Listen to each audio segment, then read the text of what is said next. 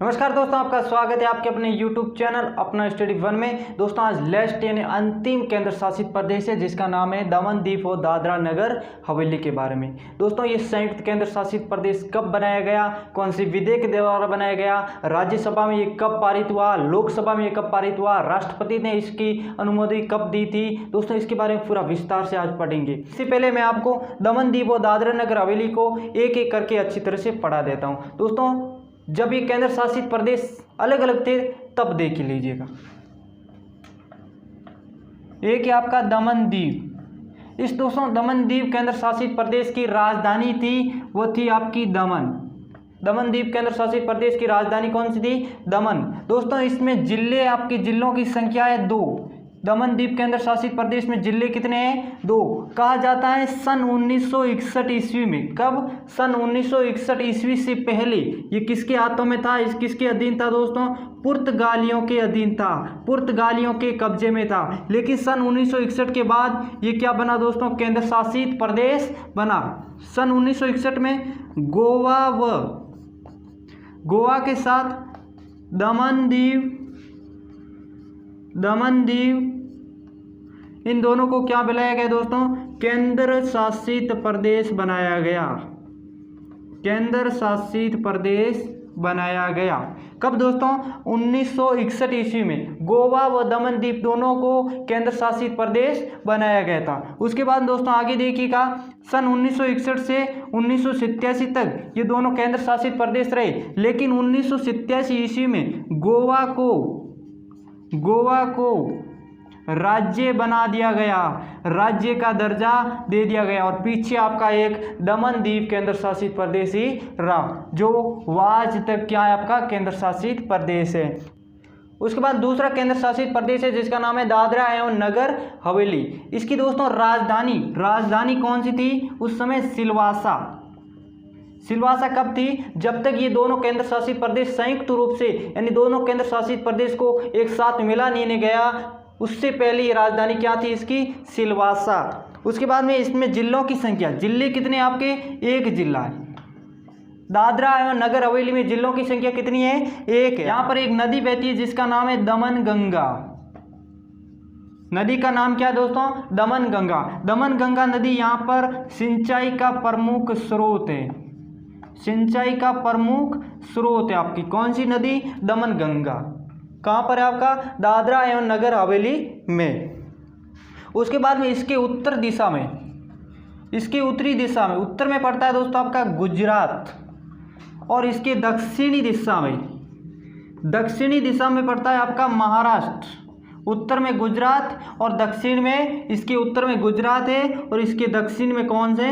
महाराष्ट्र। इसके बीच में आपका है आपका दादरा एवं नगर हवेली केंद्र शासित प्रदेश। सन 1953 ईस्वी से पहले ये पुर्तगालियों के अधीन था। लेकिन सन 1953 ईस्वी के बाद ये स्वतंत्र हो गया और यहाँ पर जनता का शासन लागू हो गया। जनता का शासन क्या हो गया? लागू हो गया। सन 1961 ईस्वी में इसे केंद्र शासित प्रदेश बनाया गया।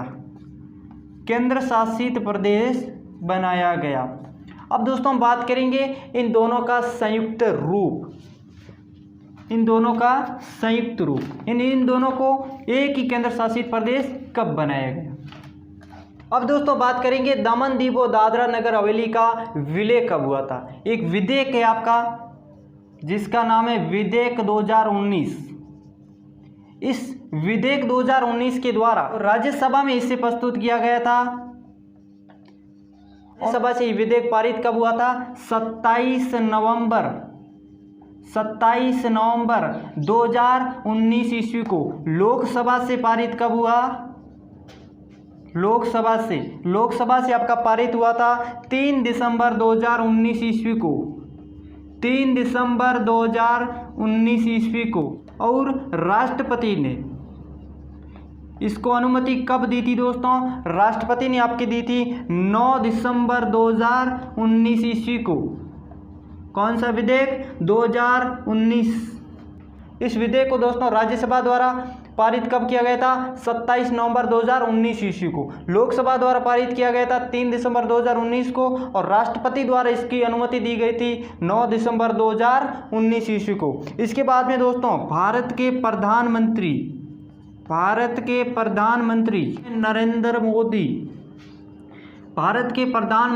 नरेंद्र मोदी ने 26 जनवरी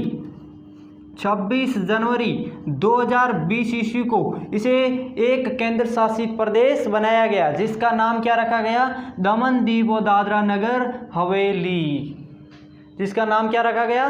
दमन दीव और दादरा नगर हवेली। उसके बाद दोस्तों आगे देखिएगा, इनकी राजधानी यानी इन दमन दीव और दादरा नगर हवेली की राजधानी किसे बनाया गया? तो राजधानी आपकी थी दमन। राजधानी कौन सी है? दमन। उसके बाद दोस्तों आगे देखिएगा, इन दोनों के बीच की दूरी यानी आपकी दमन दीव व दादरा नगर हवेली, इन दोनों के बीच दूरी कितनी है? वो दूरी आपकी 34 किलोमीटर की, यानी दमन दीव और दादरा नगर हवेली के बीच की दूरी कितनी है दोस्तों? 34 किलोमीटर। उसके बाद दोस्तों आगे देखिएगा, इन दमन दीव और दादरा नगर हवेली में जिलों की संख्या, तो जिलों की संख्या कितनी है? 3। कितनी है दोस्तों? 3 जिले। तो मैंने अभी आपको बताया दमन द्वीप में जिले कितने हैं। दमन द्वीप में आपके 2 जिले थे, और दादरा एवं नगर हवेली में जिलों की संख्या कितनी थी? 3। इन दोनों को मिलाओगे आपका जिला कितना हो जाएगा? 3। इन दोनों को संयुक्त किया गया तो जिलों की संख्या कितनी होगी? 3।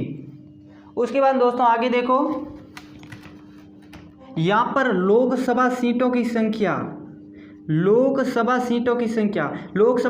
संख्या कितनी है? 2। यहाँ पर यानी दमन दीव और दादरा नगर हवेली में लोकसभा सीटों की संख्या कितनी है? 2। उसके बाद दोस्तों आगे देखिएगा, यहाँ का हाई कोर्ट यानी उच्च न्यायालय, हाई कोर्ट कह सकते हो या फिर आप उच्च न्यायालय भी बोल सकते हो इसे। उच्च न्यायालय कहाँ पर है दोस्तों? आपका मुंबई में, जो पहले भी मुंबई में था।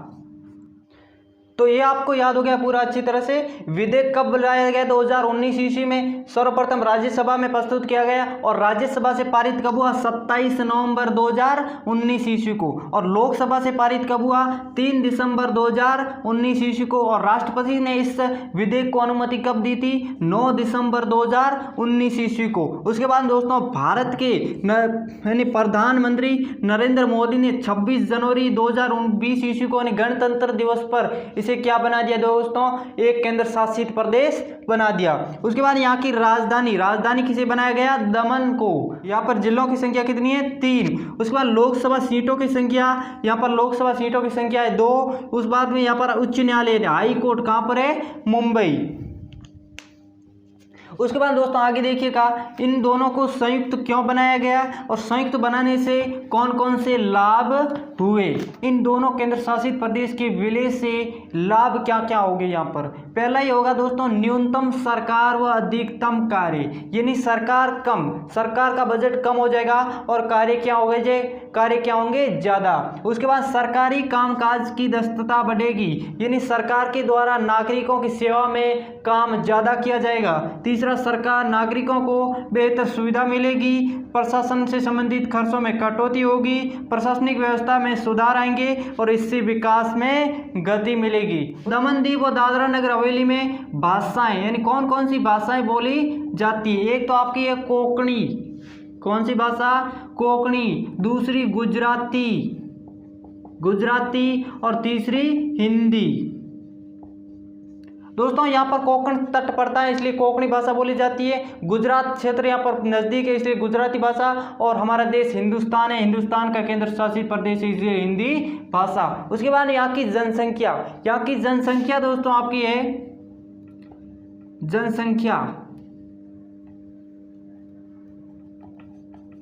जनसंख्या आपकी 5,25,767, यानी आप मिनिमम कहो 5 लाख जनसंख्या है दमन दीव और दादरा नगर हवेली की। तो दोस्तों ये था आपका दमन दीव और दादरा नगर हवेली। इसके साथ साथ हम 7 केंद्र शासित और भी पढ़ चुके। तो दोस्तों हम कुल 8 केंद्र शासित प्रदेश के बारे में अच्छी तरह से पढ़ चुके। आपको वीडियो यदि इससे पहले वाली वीडियो नहीं देखी केंद्र शासित प्रदेश के तो देख लेना जरूर। एक एक केंद्र शासित प्रदेश को अच्छी तरह से पढ़ाया गया है, उसकी राजधानी के बारे में, उसके आसपास के पूरी डिटेल्स आपको दी गई है। दोस्तों उम्मीद करता हूँ आपको ये सभी वीडियो अच्छे लगे होंगे। तो मिलते हैं नेक्स्ट वीडियो में, तब तक के लिए सभी को बेस्ट ऑफ लक।